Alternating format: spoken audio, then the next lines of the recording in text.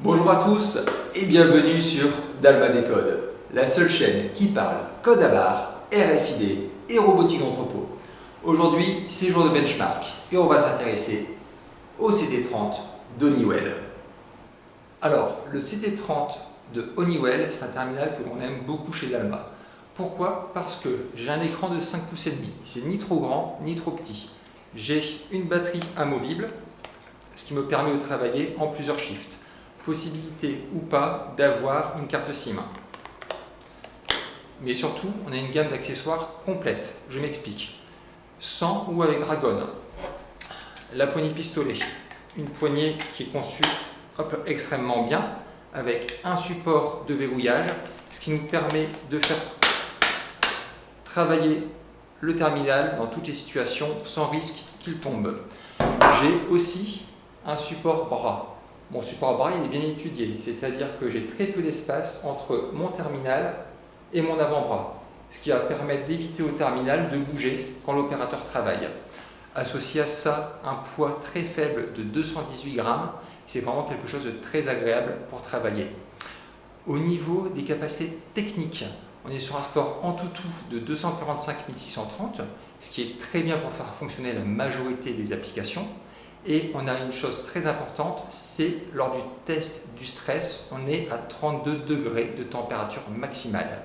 Alors le test de stress, c'est quoi? C'est on va faire tourner le terminal avec des applications très gourmandes durant 45 minutes et on regarde comment se comporte le terminal en termes de température, en termes de fréquence de processeur et en termes de décharge électrique.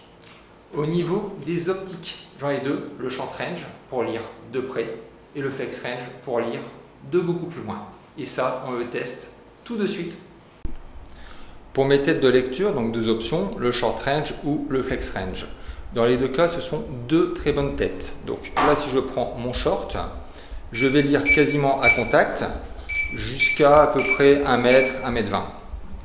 Par contre, j'ai un angle d'attaque qui est vraiment très agressif. On est quasiment à 90 degrés.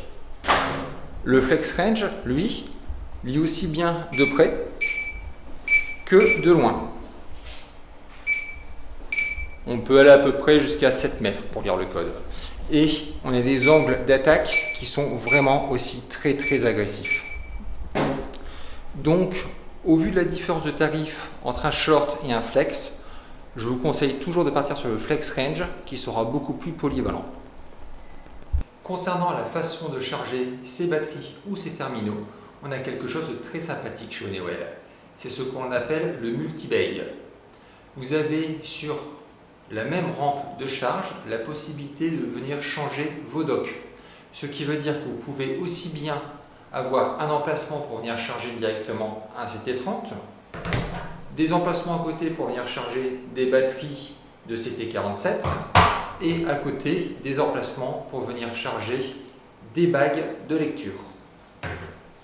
Attention, il faut toujours choisir la version bootée ou non bootée.